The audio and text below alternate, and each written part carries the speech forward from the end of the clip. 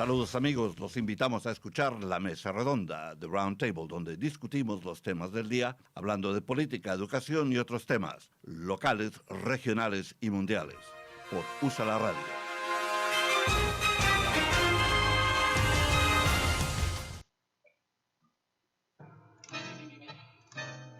Señores oyentes de USA la Radio, estamos aquí de nuevo con este programa, la mesa redonda de Roundtable. Les habla Fernando Méndez, Dani Ramos, controlando la máquina digital. Tenemos una invitada especial, MEREDITH, and you hear Tango in the background. So, a little snippet, good morning, right? Meredith. Good morning, Fernando. Good to hear you. Snippet. Just a little snippet. I have more if you want. Yeah, here we are again. I mean, you have. Oh, absolutely. You have. We're going to give you space to play all the tangos today, and then let's hope that we have our friend Martin joining us.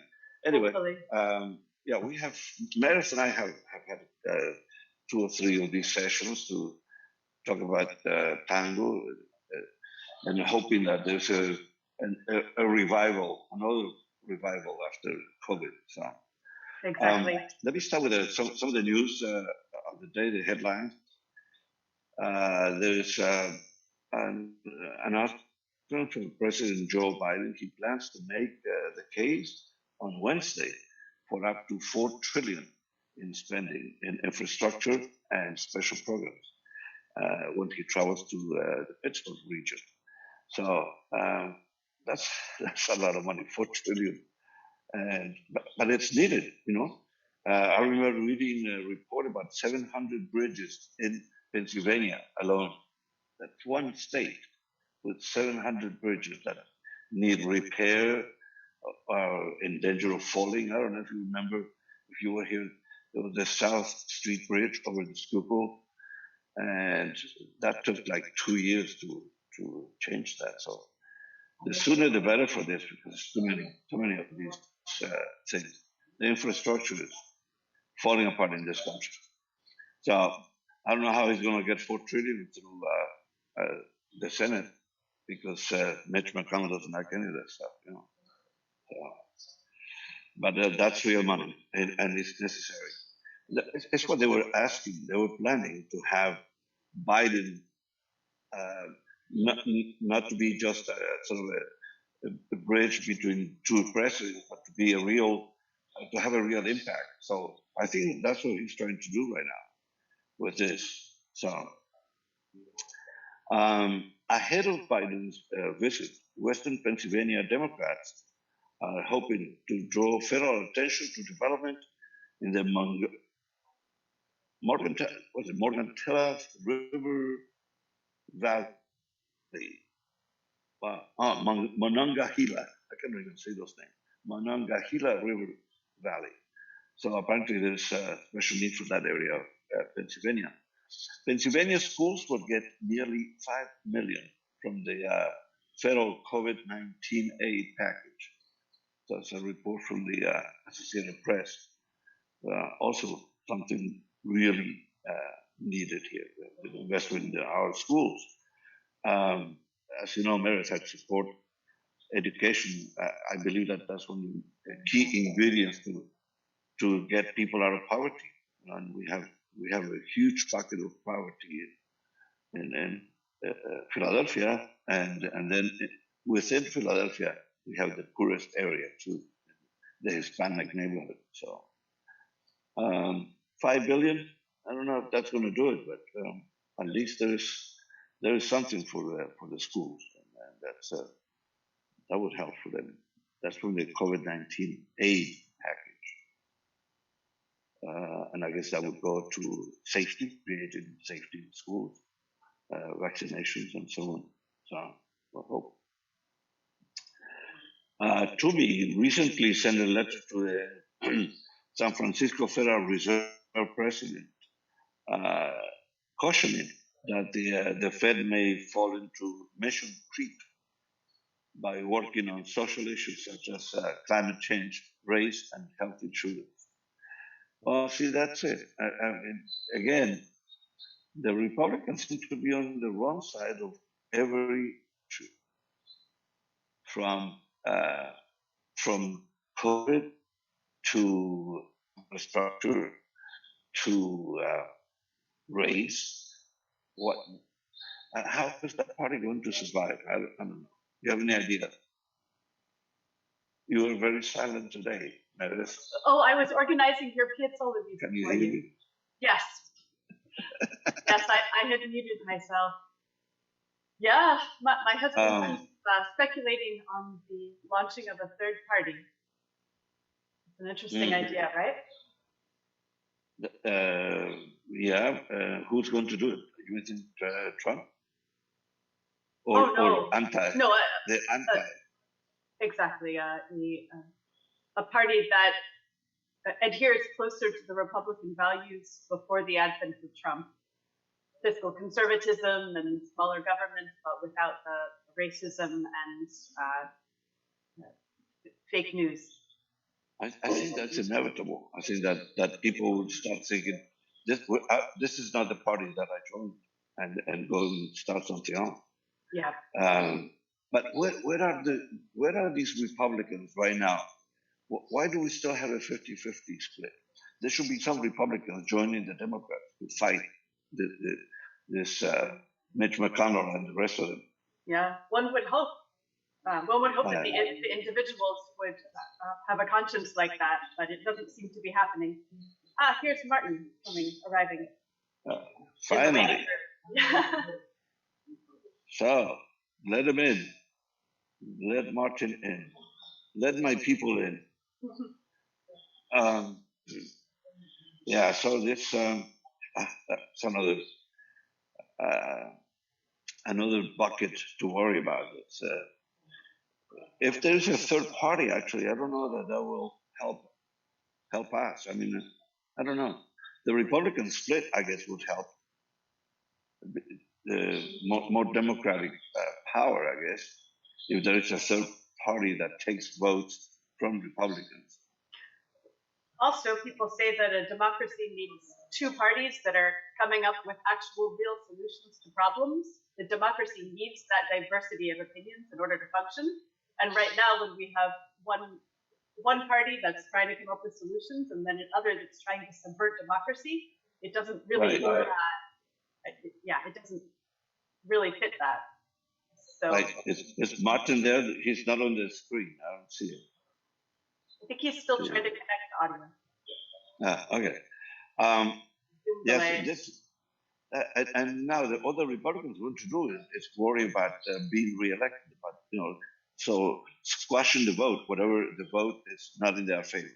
Yeah. So all the and it's exactly what I was saying. Instead of proposing real solutions and trying to find ways to improve their constituents' lives and thereby expand their voting base, instead of that, they're trying to keep people from voting, right? I mean, it's explicitly anti-democratic, and it's hard to imagine how that strategy can win, but even pursuing that strategy at all undermines our country and our democracy and everything that the nation was built on, right? Yes. It worries me because the more this goes, stopping the programs that Biden is proposing, and the more difficulty he has with that, the more they can accuse his administration of not doing enough, of not keeping their word, and blah blah. But they are the ones blocking it. Absolutely. So they can have it both ways. That was Senator Toomey warning the Reserve Bank that they are doing too much. I mean, of course, there's a need for them to contribute to everything. So I don't understand. If that's where the money is coming from, why not allow them to do what they need to do? But it's typical. I don't know. As I said, they do everything possible to stop progress right now at this point. I think we have Martin with us now. Hello, Martin. He's not on the screen yet, is he? Okay, now he disappeared. We had Martin. I think he's having internet issues. Anyway. The U.S. Representative Fred Keller, Republican again, and State House Majority Leader Kerry Begnoff, Republican, also the 171st, recently visited 3 small businesses in Central County to discuss strategies for economic recovery after COVID-19. So a couple of Republicans doing something positive is big news. And they're doing something to help little business, you know. Worried about the editorial pages, USA Today, Pennsylvania Bureau expresses skepticism of the state's plans to revamp its vaccine administration plan. Why is Pennsylvania having trouble with the vaccine? It was a matter of inventory first, and now it's distribution. Why? I don't know. Maybe it's another Republican plan. Well, apparently we don't have a public health infrastructure. The whole infrastructure that one would need in order to efficiently get out the word and then vaccinate people effectively, efficiently. We haven't invested in that up until the pandemic. And then in the year that we've had, a year of pandemic, in order to really invest in everything about public health and especially what it would take to quickly vaccinate the population, we didn't do that. And now Biden, when he came into office on January 20th, is playing really hardcore catch up. So, just the fact that I read that we got up to 2.76 million vaccination doses per day as of yesterday. Or actually, I think it was the 7-day rolling average got up to 2.76 million doses. I mean, that's amazing. That's amazing. That's amazing. So, another headline here from the Inquirer calling on Philadelphia city government to make the eviction diversion program permanent to fight evictions in the wake of the COVID epidemic. But that's not fair to landlords. So it's one of those things. Yes, you don't want to see people out in the street. Also, landlords have to survive economically. So that's a difficult predicament. And I think that money help. Federal to help both landlords and renters. To have it go only one way is going to hurt everybody, because landlords will become very unhappy with this. Of course, rent. There's more aid coming, I think, for there's a Phila.gov. I think Martin was talking about that yesterday. Phila.gov, and there's rent assistance. Good morning. That the landlords have to register. Good morning, Martin. Hey, good morning. Finally, there you are, Martin. I was talking about the thing you mentioned yesterday about rental assistance. Yes, PHL. Hello? Can you hear me? Can you hear me? Okay, sorry. PHL. Yes, I can hear you. Yes. Okay. PHL, rentassist.org. Right now, it's landlords have to sign up before they start dispersing money to tenants. So right now, the only application are landlords and property managers or property management companies, and they have to sign up in order for the tenant to apply. So I would strongly recommend anybody, talk to your landlord. There's rent money coming, and it seems to be pretty. It doesn't seem to be I haven't seen anybody say anything from Capitol Hill. There's a limit, so it'll be interesting. I am planning to ask the mayor today at this press conference today at 1:00 what's going to happen on the 31st, because the moratorium on rent evictions ends tomorrow. So, and since they're not taking applications for tenants right now, I'm sure that the check has been cut and it's probably deposited in Pennsylvania's account. But I don't know if Philadelphia's been able to draw down from that or what. So I would imagine they're going to extend it for another 30 days at least to get everybody situated. But if you were smart, you took your stimulus money and you paid your rent with it, like I did. So like I'm not in it.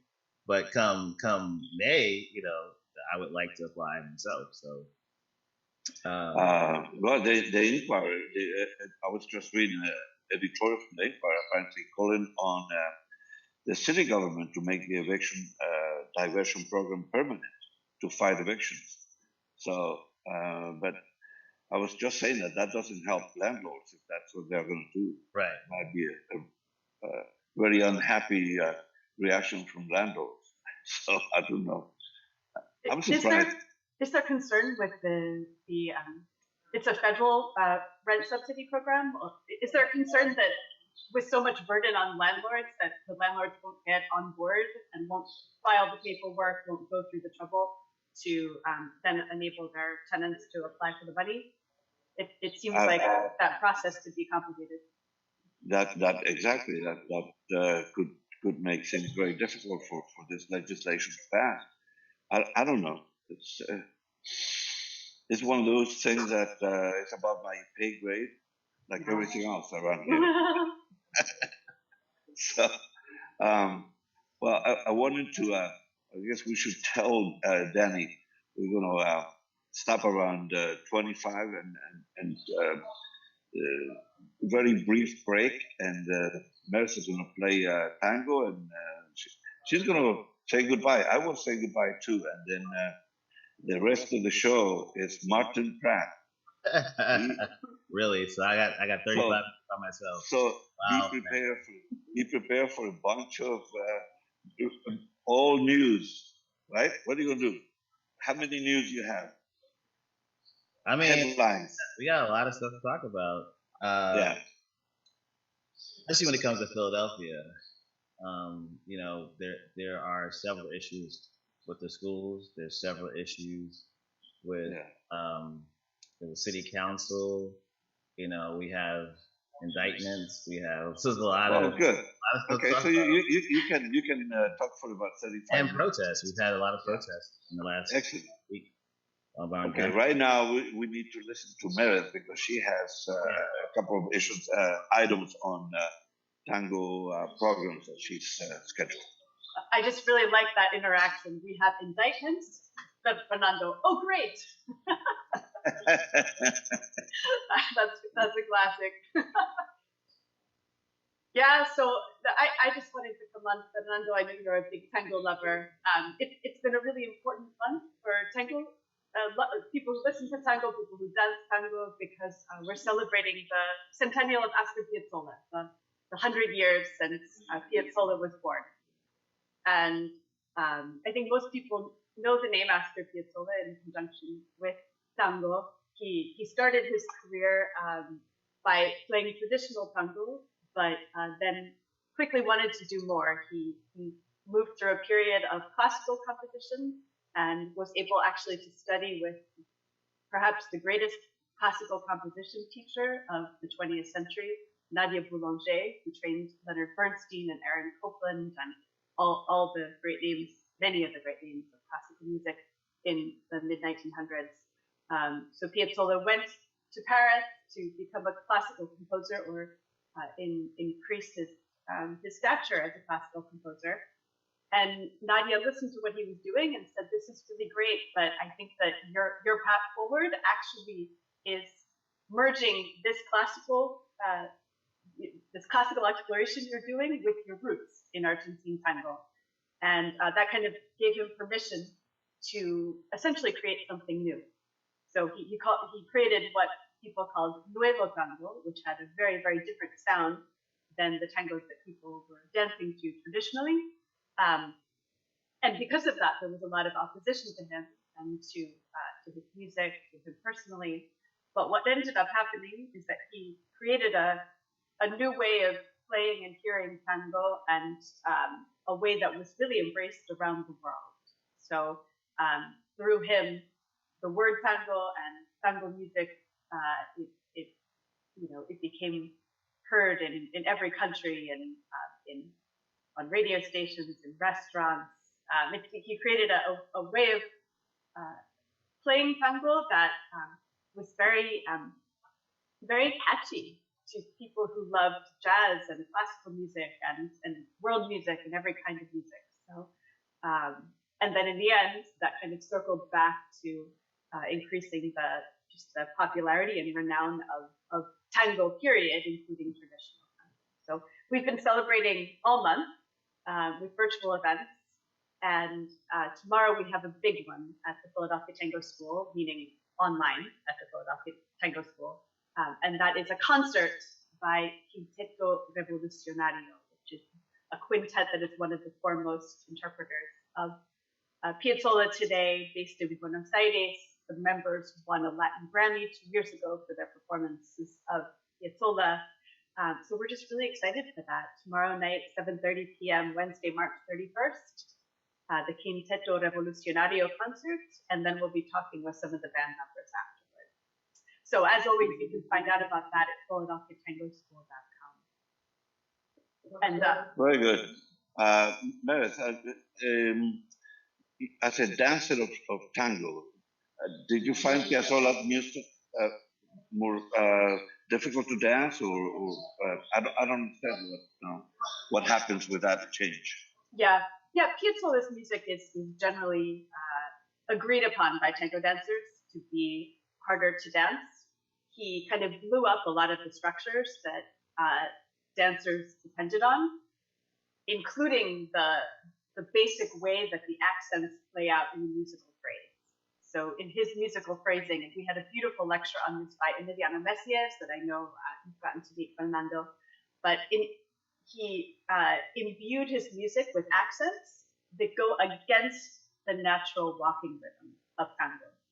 And so many of you know tango is a completely improvised dance. It involves often two strangers getting together, embracing, hugging, and walking. And so walking is the basis of the dance. And when the music really supports that, it's easier to dance. But when the music is creating a lot of rhythmic interest and going against the walking rhythm, it makes things complicated. So for people who dance tango socially, Piazzolla can be very, very challenging and not so much fun to dance. But for people who embrace tango as their career and perform tango, very often we're looking for something more. We're looking for more inspiration, more different dynamics, more tempo changes, more mood changes in the course of a work. And Piazzolla gives us more than any other composer. So for tango performance, and even for those of us who have explored this, even on the social dance floor, we love dancing Piazzolla. So with my dance partner Andrés Amarisha, who particularly loves dancing Piazzolla, we've performed, we've danced, we've improvised the Piazzolla works all over the world, actually. So it's quite interesting, but it does take, a level of dedication and a level of dedication to the dance beyond just social dancing in order to get to the point where that is pleasurable and worthwhile and fun.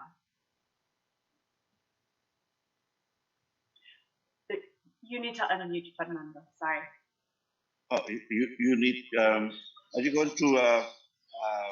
You have any other items about your events, about the tango events that you've been doing for Piazzolla? Are there any other announcements before we go get ready to close this segment? Yeah. Yes. Well, for this week, the big thing is that we have this concert by Quinteto Revolucionario tomorrow, a Piazzolla concert to celebrate the Piazzolla centennial. Later in the year, we'll be offering socially distanced outdoor concerts of Piazzolla's music, but we're not quite there yet in the weather and in the pandemic. So that's going to be announced later. And just basically, we have a full schedule of beautiful online events, PhiladelphiaTangoSchool.com, classes for individuals, classes for couples, lectures every week, beautiful series on new tango music coming up in April with Juan Villarreal as the presenter. So we're doing everything we can to keep people engaged in tango and keep tango alive during this moment when it's still not safe. So all of that is at PhiladelphiaTangoSchool.com. Excellent. Well, Meredith, one more time, thank you for joining our round table and with news about tango. And as always, you're very informative, entertaining, and so on. And thank you. Muchas gracias. Gracias a vos, Fernando. Good to see you, Martin. And Martin, now this is your show, man. You have. Good to You see say you, you man. only have a few things for news. I'm going to forward you a couple of things. Anyway, thank you for coming on the show, Martin. When you stop, you can stop anytime. Just I've texted Danny. Danny, whenever you say goodbye, anytime you say goodbye, we'll take a brief pause here. But when we come back, you can greet the people, and then when you say goodbye at the end, you can do it anytime after 10:35, whatever. When you say goodbye, just Danny will play tangos. He has a lot of music to play. Okay. So don't worry about it. Okay? Thank you for coming. And this is goodbye from me. Bye-bye. Hasta luego. Hasta la vista.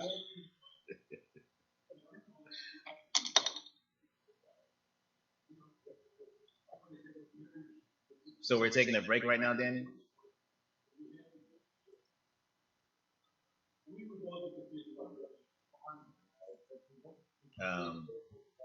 Hey, Danny, I'm not seeing if you see my message or not, or let's see, did you text? Yep, you text me. Okay. Okay. Okay. Let me know when we're back on.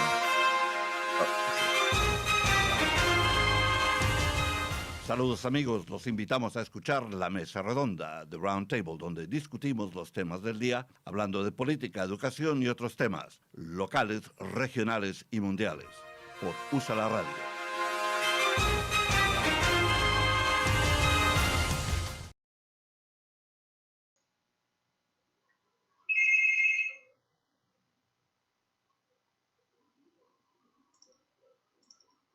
Hey, Danny, I've got to I've got to take a break again. My doorbell just rang, and my wife is asleep. And she's pregnant, so we gotta take a break again. Sorry, Danny. Hold on. Adopt US Kids presents What to Expect When You're Expecting. A teenager, learning the lingo. Today I'm going to help parents translate teen slang. Now, when a teen says something is on fleek, it's exactly like saying, that's rad. It simply means that something is awesome or cool. Another one is totes. It's exactly like saying,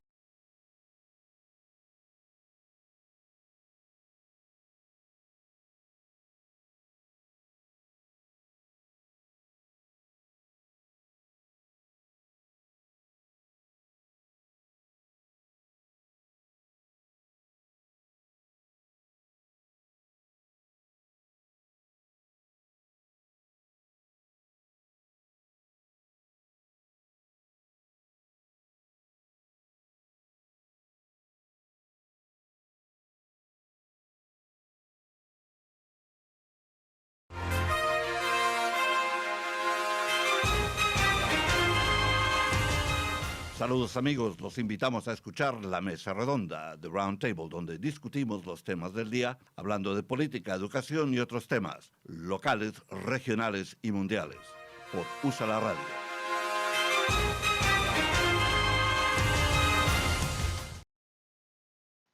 Hey, welcome back to USLA Media. You're one of your guest hosts, Martin Pratt, and we're going to be looking at news from Philly. Reported today on Philly Pen, fecal samples against gentrification. That's right, that's what the headline says. Actually, researchers are asking one apartment building for, you guessed it, stool samples. Now, the interesting thing about that, not in this case it's ridiculous, and I don't even know why. The reason why they're doing it is they're trying to show the impact of development on the neighbor's health. So, and it's a nonprofit group called West Philly United Neighbors. But yesterday, Fernando asked a question whether or not I felt that the U.S. government was doing a good job handling COVID.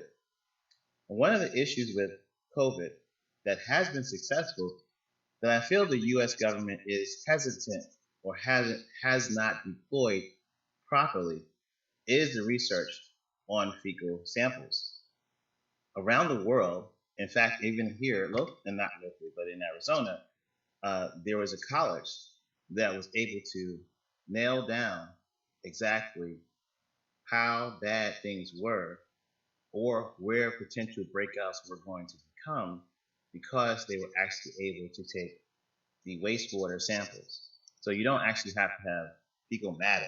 You can just take from the sewage samples, and you can see COVID in the sewage.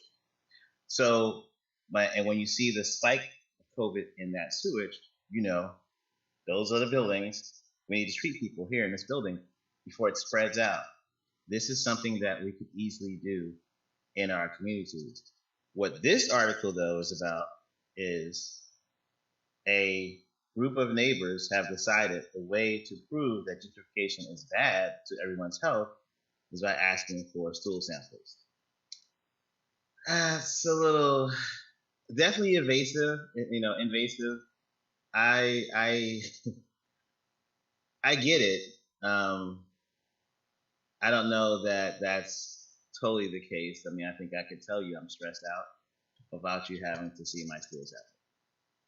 I could tell you that the noise factor has me more trembling. I could tell you that the smells.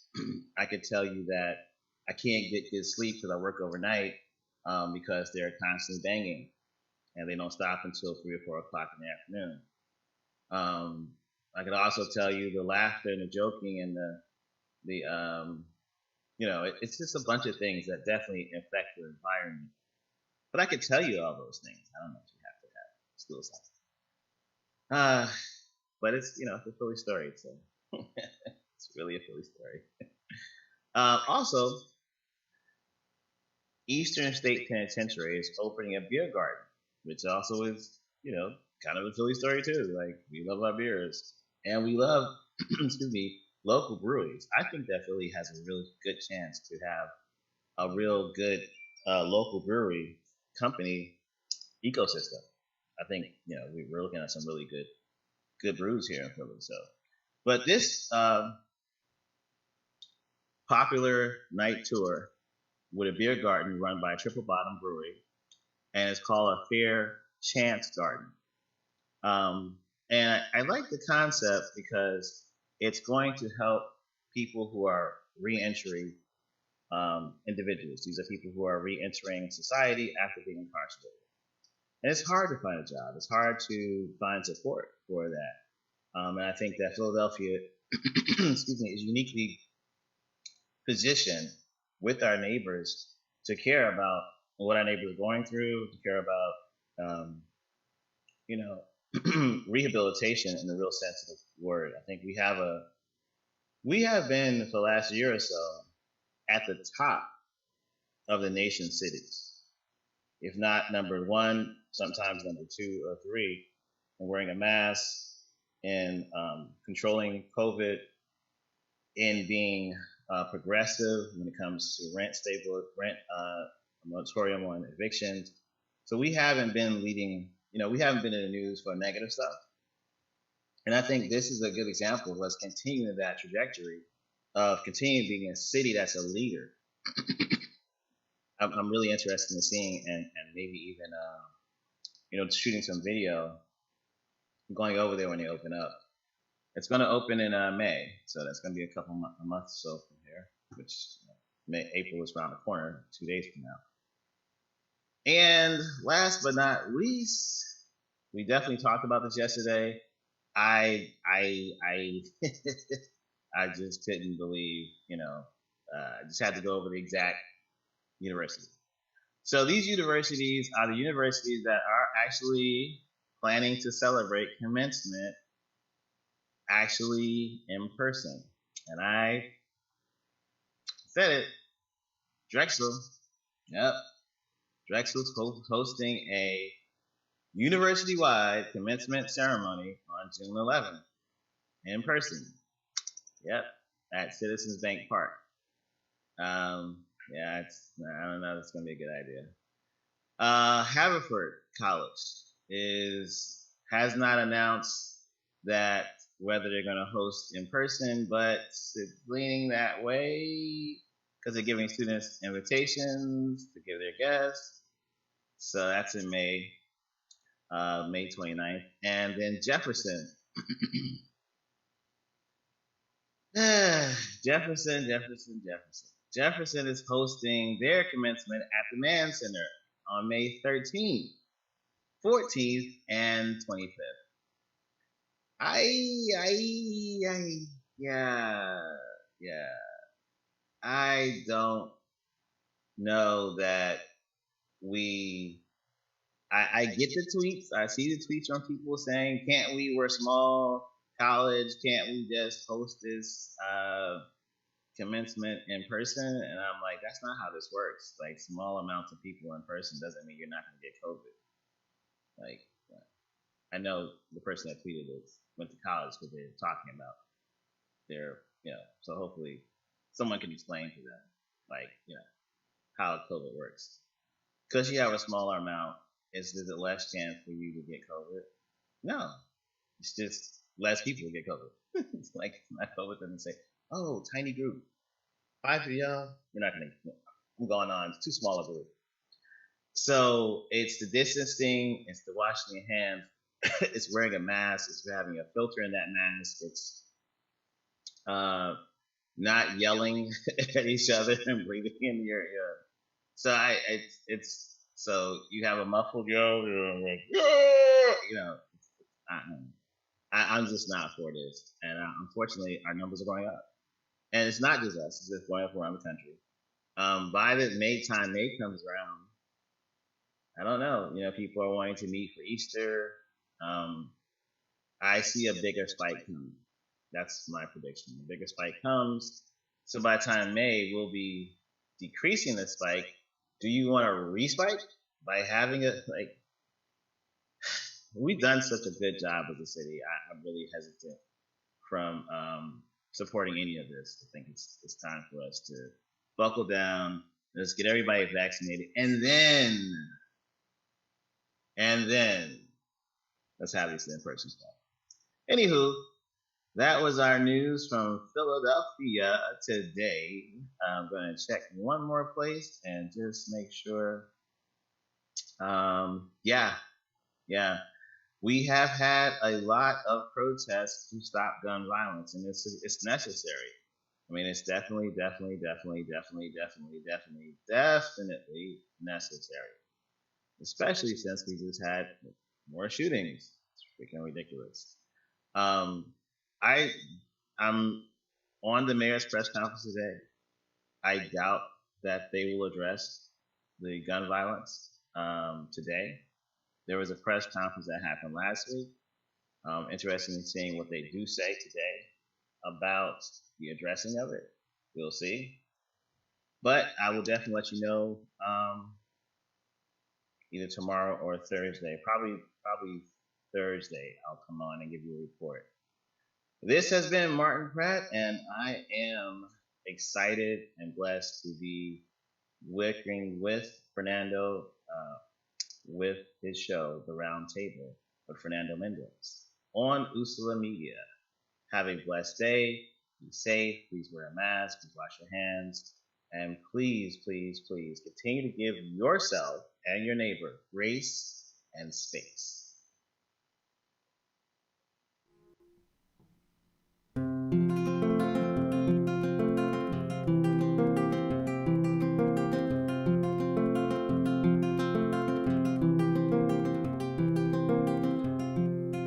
De Boedo a Filadelfia, de Filadelfia al mundo, existe un lazo profundo que se agranda y que se empeña. El tango nos hace señas, sin grupos ni fulerías, quizá con virtualerías, pero siempre verdadero, cada vez más terracero, con alma de pulpería.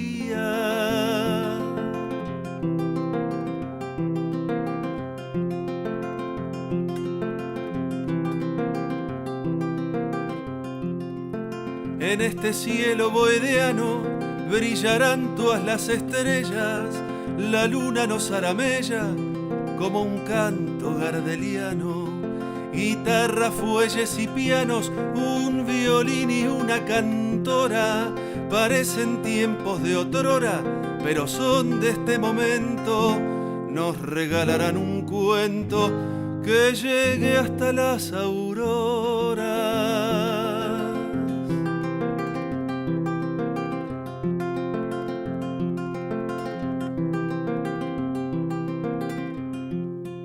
Cantores y bailarines también serán de la gesta, esta sí será la fiesta de los barrios porteñiles. Con perfume de jazmines aromarán la velada, semejante guitarreada acompañará su arte como símbolo estandarte de amistad y patriotada.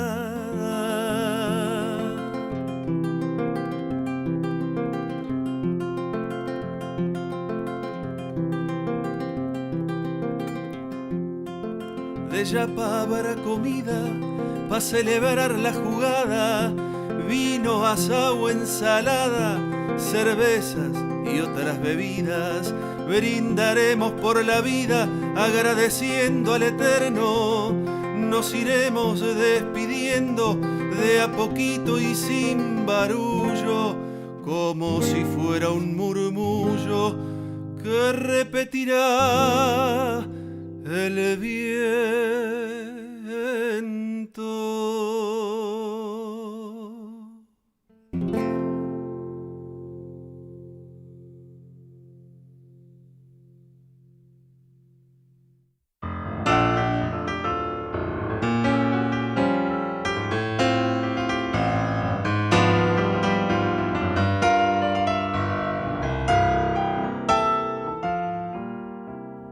¿Dónde está el porqué de mis ansias y mi fe?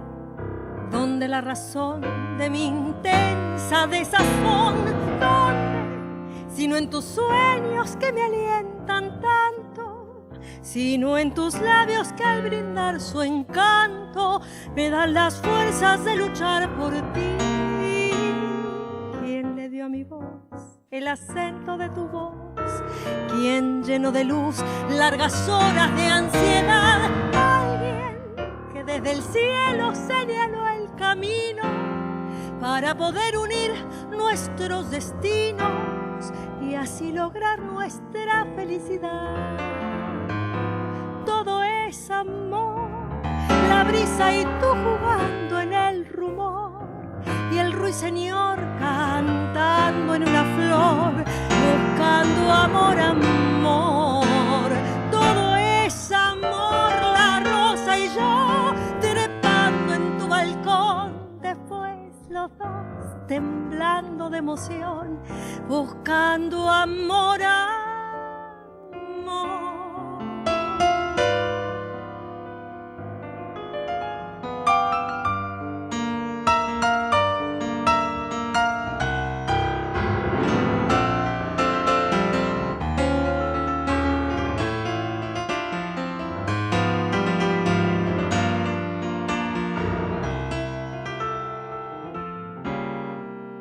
¿Quién le dio a mi voz el acento de tu voz?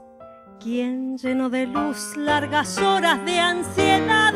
Alguien que desde el cielo señaló el camino para poder unir nuestros destinos y así lograr nuestra felicidad.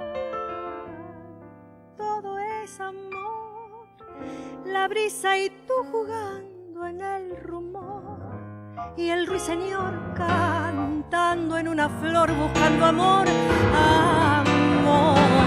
Todo es amor, la rosa y yo trepando en tu balcón, después los dos temblando de emoción, buscando amor, amor.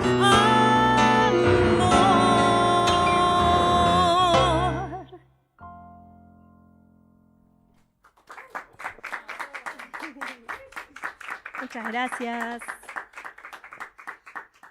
Muchas gracias.